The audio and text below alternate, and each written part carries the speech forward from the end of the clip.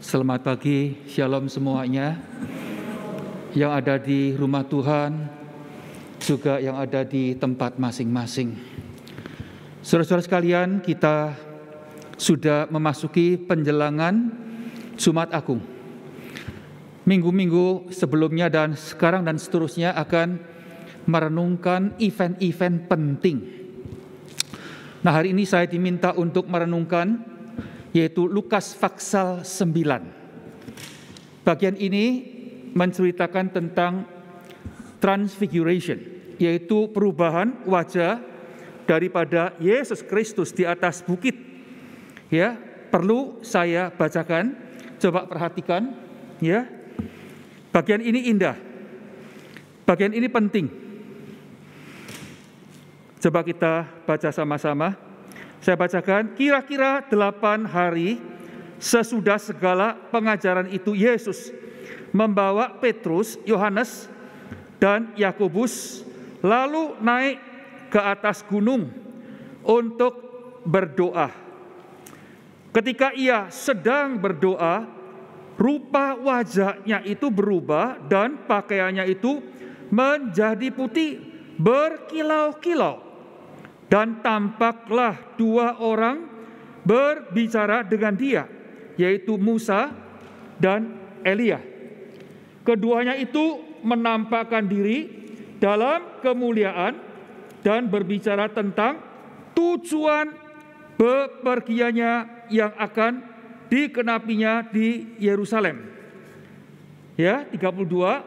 Sementara itu Petrus dan teman-temannya telah tertidur, dan ketika mereka terbangun, mereka melihat Yesus dalam kemuliaannya dan kedua orang yang berdiri di dekatnya itu. Dan ketika kedua orang itu hendak meninggalkan Yesus, Petrus berkata kepadanya, "Guru, betapa bahagianya kami berada di tempat ini. Ya, baiklah kami dirikan sekarang 3 kemah. 1 untuk engkau, 1 untuk Musa, dan 1 untuk Elia." Tetapi Petrus tidak tahu apa yang dikatakan. Maksudnya salah perkataan itu. Sementara ia berkata demikian, katakanlah awan, yaitu menaungi mereka, dan ketika mereka masuk ke dalam awan itu, yaitu ketakutan. Takutlah mereka. Maka terdengarlah suara dari awan yang berkata, "Inilah anakku yang kupilih, dengarkanlah dia, dengarkanlah dia." Ketika suara itu terdengar, nampaklah Yesus tinggal seorang diri. Yesus tinggal seorang diri, dan murid-murid itu merahasiakannya, dan pada masa itu mereka tidak menceritakan yaitu kepada siapapun apa yang telah mereka melihat. Demikianlah firman Tuhan, indah dan betul-betul luar biasa. Saudara sekalian, kita ingat apa yang dikatakan Musa dalam Mazmur 90 ayat 12. Ya, Tuhan ajarkanlah kami menghitung hari kami, menghitung waktu kami, supaya kami mendapatkan hati yang bijak. 求你指教我们数算menghitung自己的日子， supaya 好叫我们得着智慧的心， mendapatkan yaitu hati yang bijak. Saudara sekalian, ayat yang singkat ini saya simpulkan dengan perkataan seperti ini. Rajutlah, ya, rencanakanlah hari depanmu dengan baik, tapi tidak berhenti sampai di sana. Kejarlah yang kekal. Kejarlah yang kekal. Saudara-saudara sekalian, ini penting sekali. Dan perkataan ini, saudara sekalian, kalau Anda renungkan bagian tadi, dihubungkan dengan perikop di atasnya, saya tidak baca katanya sedikitkan, yaitu selanjutnya, saudara, Anda akan mendapatkan ternyata bagian ini transfiguration di atas bukit itu sangat penting sekali. Itu mengajar kita beberapa hal yang perlu kita pelajarin, paling sih 3 hal. Sebentar kita akan bahas. Mari kita berdoa untuk firman Tuhan ini. Tuhan, sekali lagi Tuhan, terima kasih sebelum menjelang Jumat Agung kesengsaraan Kristus yang kami peringati tiap tahun, kami kembali kepada transfiguration yang pernah terjadi, yang Tuhan nyatakan, yaitu dalam firman Tuhan. Tuhan, kami telah datang sesuai dengan janji Tuhan yang datang, tidak ada satu yang Tuhan tinggalkan. Berkati jemaat Tuhan yang di gereja Tuhan, berkati jemaat Tuhan yang ada di rumah masing-masing, sehingga betul-betul Tuhan, tempat ini kami disatukan dengan Tuhan, dan kami mendengarkan suara Tuhan. Seperti waktu itu murid-murid mendengarkan, dengarlah Dia. Biarlah Tuhan hari ini kami dengar firman-Mu, dengar ajakan Tuhan.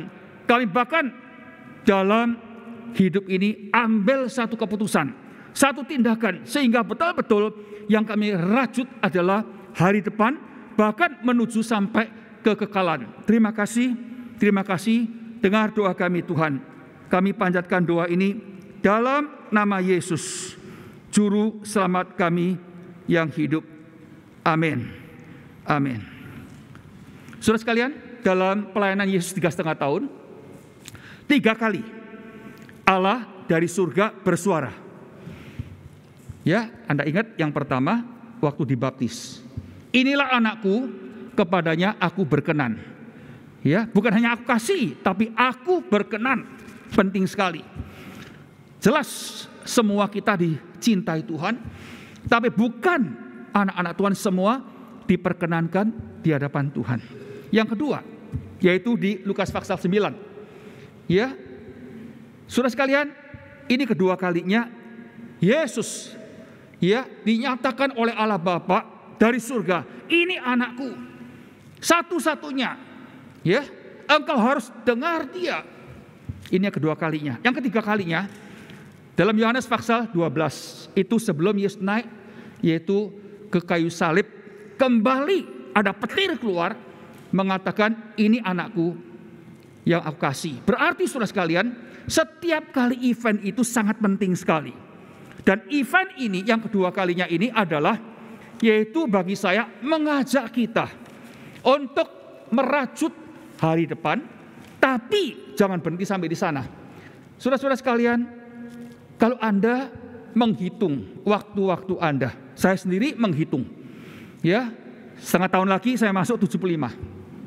Kalau Tuhan berikan saya hidup 5 tahun lagi di 80, itu udah bonus, itu udah panjang. Waktu saya, hari saya sudah kali 5,5 tahun kali 360, sudah paling banyak 2000 hari lagi. Waktu lewat cepat sekali. Saya menghitung dan saya merajut, saya memikirkan apa yang harus saya kerjakan selama yaitu 2000 hari ini. Tapi saudara bukan berhenti di sana. Satu saat saya tahu saya harus pergi. Saya harus meninggal dunia, bukan habis, bukan done. Secara manusia done, selesai. Tapi hidup itu terus langgeng, yang kekal. Nah, saudara-saudara sekalian, di dalam perikop Lukas pasal 9, ya, ayat yang yaitu 28 sampai 36. Anda perlu melihat di atasnya. Nanti kita akan bahas. Anda melihat harus setelah transfiguration ini apa yang telah terjadi. Anda akan mendapatkan. Justru di dalam bagian ini saudara sekalian mengajar kita, yaitu merajut hari depan dengan sempurna, tapi juga menuju kepada yang kekal. Ya, 偏执你的将来。merajut, 但是这本永恒 menuju lari kepada yang kekal. Saudara-saudara sekalian, hal ini bagi saya sangat penting sekali. Bagi saya yang paling pertama adalah, ayo di dalam kehidupan Anda dan saya kembali memikirkan, yaitu meluruskan iman yang sejati. Khususnya bagi mereka yang sedang mencari kebenaran, mencari jalan, mencari suatu pegangan yang kekal. Saudara sekalian, di tempat ini kita melihat dalam ayat 36 tadi, ya, dengar Dia, tinggal Dia seorang diri. Saudara-saudara sekalian, waktu terjadi transfigurasi yang luar biasa, spektakuler kondisinya itu, muncul Musa, muncul Elia. Musa, Elia adalah tokoh-tokoh yang luar biasa. Saudara sekalian, Musa di mana kuburannya nggak ada orang tahu. Yang mengubur Tuhan sendiri. Ya, bukan manusia, Tuhan. Kenapa saudara? Sampai sekarang Anda ke Palestina tidak akan mendapatkan di mana kuburan Musa. Terlalu hebat. Kita bisa secara logika berpikir karena orang ini terlalu hebat, pernah bertemu dengan Tuhan, ya, puasa 40 hari, menerima yaitu hukum Taurat Tuhan. Betul-betul orang yang muka dengan Tuhan. Nah, orang semacam ini Tuhan khawatir, yaitu terlalu dipuja, disembah oleh manusia. Tuhan yaitu yang kuburkan dia sendiri. Yang kedua Elia, ya, tidak mati saudara sekalian, naik kereta api, bukan kereta api spor, tidak, kereta yang berapi, ya, naik kuda yang berapi. Tuhan jemput dia ke surga, ya, tidak ada kematian. Luar biasa bukan? Dua orang ini mewakili Taurat Musa, yang kedua mewakili yaitu Nabi. Waktu dua orang keluar ini saudara sekalian, murid-muridnya senang sekali. Mereka mengatakan, Tuhan, di tempat ini sangat baik. Ya, kami akan bangun 3 tenda. Satu untuk Tuhan, satu untuk Musa, satu untuk Elia. Saudara sekalian, bukankah ini suatu pemikiran manusia yang baik? Salah. Begitu mereka mengatakan perkataan itu, Tuhan langsung stop. Ya, dengan petir, dengan yaitu awan. 2 orang hilang, tinggal 1 orang. Tinggal 1 orang. Saudara-saudara sekalian, siapa itu? Yaitu Yesus Kristus sendiri. Dari sini kita melihat satu hal yang penting sekali. Waktu Anda merajut, merencanakan untuk keluarga, untuk hari depan, untuk pernikahan dan sebagainya, jangan lupa Anda memerlukan objek iman yang sejati. Jangan puas dengan KTP tulis satu agama, merasa Bhinneka Tunggal Ika semua menuju ke sana. Awas, ini tipuan yaitu iblis, ini bujukan iblis. Saudara-saudara sekalian, dalam iman Anda dan saya harus kembali redefine, kembali menilai siapa sih. Saudara, setiap kita memerlukan kepercayaan. Anda mungkin mengatakan enggak, Mao Zedong, mantan ketua China yang udah meninggal, dia ateis murni. Enggak, saudara sekalian. Anda nanti lihat ke Google, Anda akan melihat satu cerita yang luar biasa. Tahun 1975, bulan Desember, tanggal 2, saudara sekalian. Waktu itu Mao Zedong sudah lemah tubuhnya dan dia tahu ajalnya udah hampir sampai. Masih ketemu dengan yaitu mantan Presiden Amerika Ford waktu itu. Dalam pertemuan itu, Mao Zedong mengatakan suatu perkataan di luar dugaan manusia. Dia mengatakan, Ford, saya udah ada appointment dengan Tuhan. Saya sebentar lagi akan ketemu dengan Tuhan. Apakah ketemu? Enggak, saya enggak tahu. Gitu. Mungkin ketemu dengan hantu, saudara sekalian, bukan Tuhan. Saudara-saudara sekalian, dari sini kita melihat, ya, ateis murni yang membangun komunis negara China sampai saat ini, ya, dan mayatnya diabadikan, yaitu di tempat Museum Tiananmen. Di tempat itu, saudara sekalian, kita melihat ini orang luar biasa. Walaupun secara manusia bibirnya mengatakan ateis, tidak percaya, tapi hatinya terakhir mengaku ada Tuhan dan dia perlu dan berjumpa dengan Tuhan. Itu kata firman Tuhan. Peribahasa Tiongkok mengatakan caing susing. Satu hati dalam yang paling dalam itu menunjukkan saudara sekalian bahwa manusia itu ciptaan. Pernah lihat manusia, ya, yang paling primitif tetap mencari Tuhan, walaupun caranya salah. Saya pernah ke pedalaman di Papua, Waimena, pedalaman. Di tempat itu betul-betul kehidupan masih seperti zaman dulu, saudara sekalian. Tapi mereka masih mempunyai suatu kepercayaan mencari, walaupun caranya itu salah. Dari situ kita lihat, tidak ada binatang pintar mencari Tuhan, tidak ada. Tapi manusia yang paling primitif tetap mencari. Itu berarti apa? Sesuai dengan firman Tuhan, dikatakan Tuhan menciptakan manusia dengan peta dan teladan.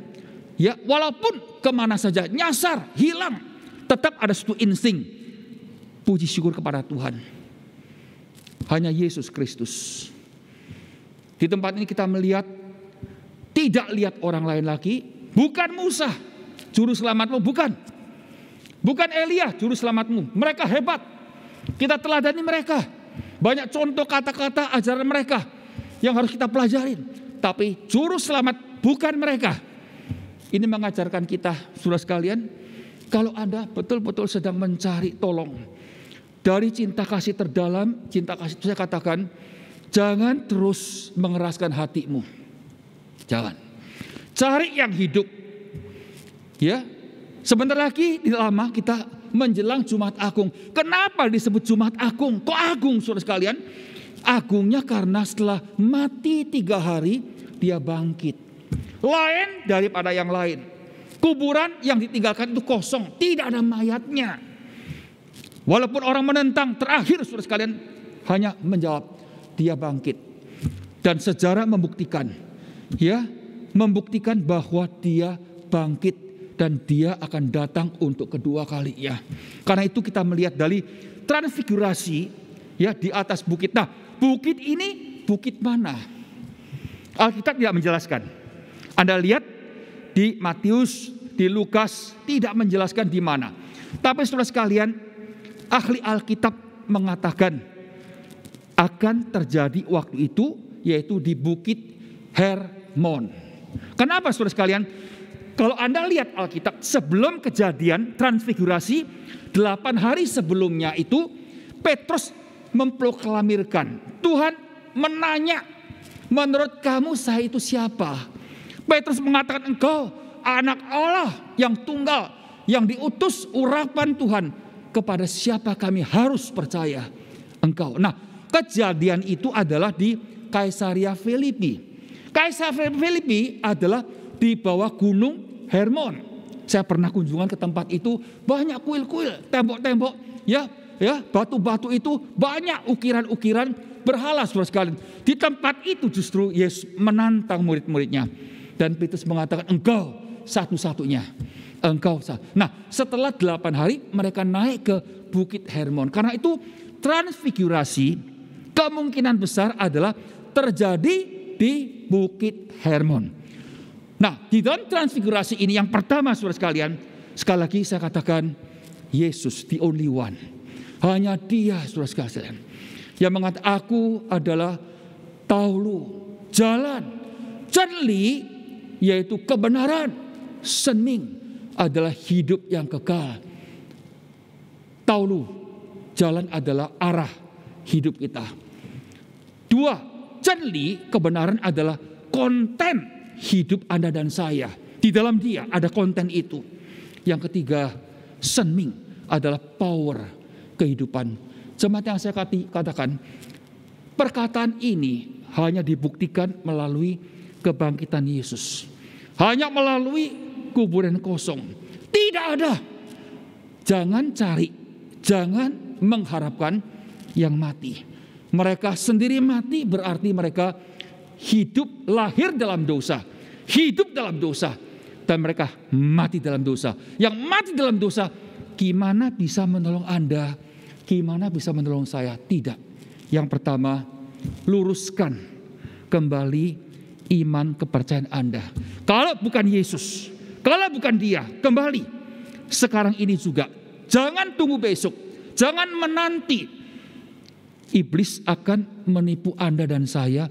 Tuhan baik karena Yesus telah datang. Tuhan ada karena ciptaan ini. Tapi tunggu, jangan sekarang. Nanti setelah kita tua, nanti setelah kita menikmati dunia dengan dosa semuanya, baru kita kembali kepada Tuhan. Awas, jangan tertipu dengan kata-kata semacam ini. Yang kedua, saudara sekalian, transfigurasi ini meluruskan satu arti, yaitu murid pengikut Kristus yang sejati. Saudara-saudara sekalian, di dalam kehidupan seorang Kristen sering sekali juga mengangkat si A, si B, si C sebagai yaitu orang-orang idola kita. Atau dunia, atau harta, atau posisi. Awas. Ini yang tidak Tuhan inginkan. Hanya satu yang kita lihat, hanya satu yang kita dengar, Yesus Kristus di dalam kehidupan kita. Dan saudara sekalian, ingat, apa itu artinya pemuritan? Nah, tadi nggak saya bacakan, nanti Anda pulang membaca ayat 24, 25, 26. Anda akan melihat sebelum terjadi transfigurasi, saudara sekalian, Yesus mengajar kepada murid-muridnya, barang siapa yang ikut aku harus pikul salib. Barang siapa yang ikut aku harus menderita. Barang siapa yang ikut aku harus yaitu menyangkal diri, bahkan siap untuk mati. Dan Yesus mengatakan, barang siapa yang ikut aku tidak mencintai daripada yang lain lebih dari aku, tidak patut menjadi muridku. Saudara sekalian, saya tahu kata-kata pengajaran ini sangat sulit. Sangat sulit. Murid-muridnya akan bertanya, Tuhan, siapakah kamu? Saya harus korbankan, bahkan nyawa saya harus mati untuk kamu. Bahkan saya harus mengasihi Tuhan lebih daripada orang tua, istri, suami, anak. Tuhan, siapa kamu? Saudara-saudara sekalian, manusia kita juga begitu. Saya yakin, percaya Anda sebagai orang Kristen, saya pun akan bertanya, Tuhan, sulit Tuhan. Gimana Tuhan? Tantangan terlalu besar Tuhan. Pengorbanan terlalu habis-habisan Tuhan. Saudara-saudara sekalian, gak ada tawaran. Jadi ingat ya, ikut Yesus, percaya Tuhan, menjadi murid bukan belajar teori. Gereja kita pemuritan udah 5 tahun. Kita dengungkan, caranya begini. Itu penting. Belajar firman Tuhan itu, tapi awas, knowledge tidak berarti rohani. Sekali lagi, yang Tuhan minta adalah buktinya. Jangan gembar-gembor di atas mimbar, doanya, lagunya luar biasa. Tapi begitu mengenai pengorbanan, menyangkal diri, nol besar. Saudara-saudara sekalian, ini penting sekali. Jadi waktu muridnya mendengarkan permintaan Yesus di atasnya itu, saudara sekalian, perikop di atasnya, mereka ragu-ragu. Nah, setelah itu terjadi transfigurasi. Transfigurasi itu, saudara sekalian, Yesus berubah, bajunya putih, mulia, luar biasa, yang tidak pernah terjadi. Apa? Allah Bapa melalui transfigurasi ini menunjukkan keilahian Yesus. Saya buktikan dia, hanya dia. Dengarkan kata dia. Apa yang dia minta betul. Kembali saudara sekalian kepada kehidupan kita. Tolong tanya. Berapa banyak anak muda-mudi yang karena pacaran, karena teman, karena calon jodoh, tinggalkan orang tua, tinggalkan keluarga. Peribahasa Tionghoa mengatakan Chiang San Puyao, ya, tanah yang besar, kerajaan yang besar diberikan Puyao, Yao tak semeren, yang diminta adalah yaitu perempuan yang cantik. Saya pernah melihat keluarga yang cukup kaya dan sangat kaya. Anaknya pacaran dengan si A. Ya, tapi papanya si A ini gak cocok dengan papanya dia. Pernah kongsi, bentrok. Tapi anak ini cinta anak perempuan itu. Ditentang kan? Jelas ditentang. Tapi anak ini gak peduli. Pokoknya saya mau dia.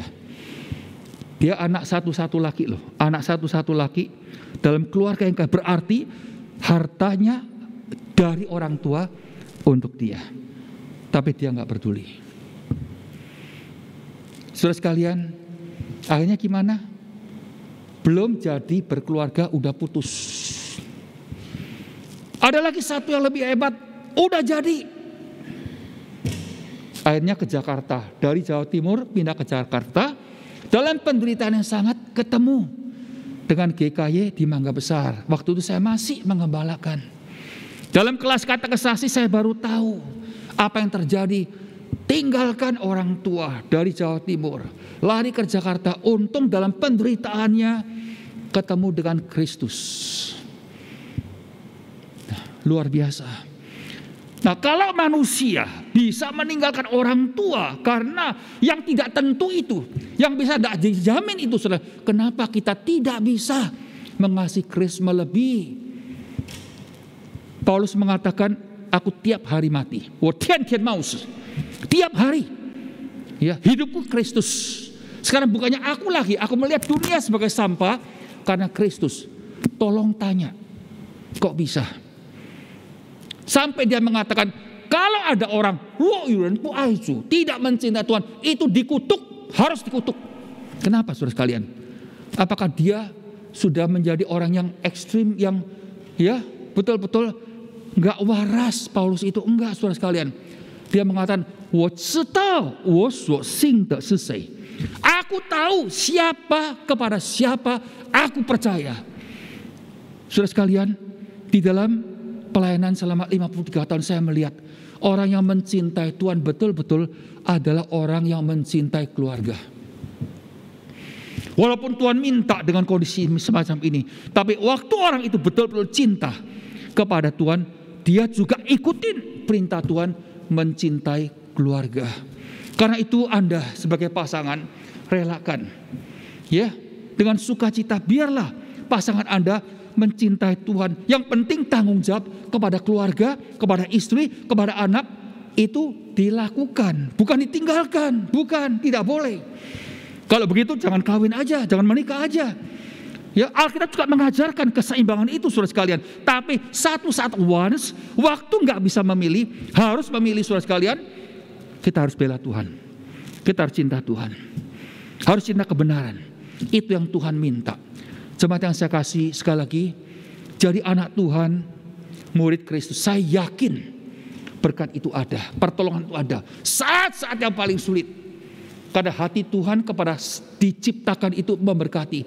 Kejadian pasal 1, ciptaan Tuhan itu ada berkat pertama. Ada berkat pertama. Tuhan mengatakan, ya firman Tuhan, aku berkati mereka Adam dan Hawa. Selalu kita lihat. Tapi saudara sekalian, ingat ya, bukan karena roti, bukan karena mujizat kita ikut Tuhan, tidak.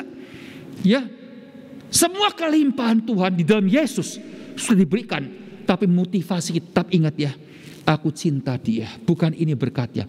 Berkat ini mengikuti sewaktu aku cinta kepada dia. Karena itu, jemaat yang saya kasih, luruskan, benarkan apa arti Kristus kecil, apa arti murid Yesus. Bukan knowledge, bukan posisi dalam gereja. Awas, jangan. Itu tinggalkan. Yang ketiga, setelah selesai transfigurasi, Anda melihat mereka mengatakan, Tuhan di tempat ini indah, baik sekali Tuhan, baik sekali. Kami bikin kemah, Tuhan kan tidak, turun. Karena di bawah bukit masih ada seritan yang besar.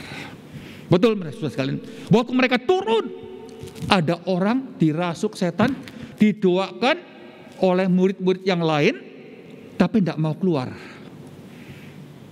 Nah, mereka cari Tuhan Yesus. Yesus keluarkan setan itu, tengking setan itu, usir. Kemudian murid tanya, Tuhan, kenapa kok setan ini tidak mau keluar? Di dalam dunia rohani, saudara sekalian, setan ada tingkatan. Ada tingkatannya. Ada yang gampang yang dikeluarkan, diusir. Tapi ada yang sulit, perlu puasa. Karena itu saudara-saudara sekalian, waktu turun ke bawah, tantangan itu luar biasa. Kesulitan itu luar biasa. Apa artinya saudara sekalian? Di dalam kehidupan Anda dan saya, gereja juga, kita diposisikan di atas. Berkat Tuhan besar, indah, luar biasa. Walaupun sampai saat ini 2 tahun COVID membuat Anda dan gereja pusing. Tapi sekali lagi saya katakan, berkat Tuhan luar biasa. Anda dan saya kalau masih bisa hidup sampai saat ini, itu sudah berkat Tuhan yang luar biasa. Kita tahu teman-teman kita, keluarga kita sudah mendahului kita. Jadi apa saudara sekalian? Jelas ya. Kita dipanggil, ditempatkan tempat yang atas, menikmati berkat itu untuk misi. Anda dipanggil untuk misi, saya dipanggil untuk misi, gereja dipanggil untuk misi. Saya sangat mengharapkan GKY tidak meninggalkan konsep ini. Bicara mengenai misi, saudara sekalian, saya tahu sulit. Banyak pengorbanan, banyak uang, banyak waktu, banyak tenaga. Tapi sekali lagi, itu panggilan Anda dan saya. Saya selalu mengatakan, setelah emeritus 10 tahun yang lalu, saya emeritus sudah hampir 10 tahun, saudara sekalian. Ya, 2012 September. Tahun ini 22. Sebentar lagi, setengah tahun lagi, udah 10 tahun. Saudara sekalian, kenapa kok harus tetap kerja mati-matian? Berusaha. Walaupun tidak dalam struktural. Tapi saya tahu, saya bahkan mengatakan dalam diri saya sendiri, saudara sekalian, bahkan saudara sekalian, yang Tuhan siapkan bagi saya terakhir, pelayanan untuk misi, untuk orang susah, itu bagi saya luar biasa. Ya, apa kurangnya saudara sekalian? Pelayanan 53 tahun, 49 di GKY. Banyak gereja dibuka, banyak sekolah dibuka. Kenapa terakhir ini bagi saya terakhir indah? Karena itu panggilan Tuhan, itu isi hati Tuhan. Orang yang susah harus mendapatkan keadilan. Harus. Ya, anak Anda, anak saya, kita usahakan carikan sekolah yang paling bagus. Tidak cukup di dalam negeri, kalau bisa keluar negeri. Dengan semua usaha kita. Saudara sekalian, tapi mereka dilahirkan tidak sekolah. Bayangkan saudara sekalian, apa kita lebih berhak? Tidak. Anugerah Tuhan. Tapi anugerah ini untuk apa? Disalurkan. Karena itu sekali lagi, semua berkat di atas bukit itu untuk yang di bawah gunung. Harus turun gunung, harus korban, harus tinggalkan yang nyaman itu saudara sekalian untuk mengerjakan. Karena itu sekali lagi, mohon belas kasihan Tuhan untuk hal ini. Jangan sampai kita luntur meninggalkan visi misi yang semula. GKY di dalam aktenya, di dalam gerejanya, gereja yang mulia dan misioner. Jangan lupa ini penting sekali. Gimana mulia? Bukan karena gedungnya, tidak. Gedung perlu. Tapi semakin kita lihat gedung besar, udah dalam zaman ini udah kelihatan gak terlalu perlu. Jadi kalau bukan gereja, jangan gede-gede, gak perlu gede-gede. Kondisi udah berubah saudara sekalian. Tapi sekali lagi, misi itu penting sekali. Semoga Tuhan tolong berkati. Semoga 3 hal ini saudara sekalian kita kerjakan. Dengan doa, dengan puasa. Awas ya. High-tech semakin tinggi, gereja harus ikutin. Ikutin arus ini. Tapi ada satu yang tidak bisa berubah. Ibu pian, ingwan pian. Dengan yang tidak berubah itu, yang paten itu untuk menghadapi yang berubah. Kita harus majukan semua ya fasilitas yang ada dalam dunia ini. Tapi ingat, doa dan puasa itu kuasa melebihi semua ini. Saya khawatir, takut kita punya high-tech maju, gereja maju dalam semua ya fasilitas.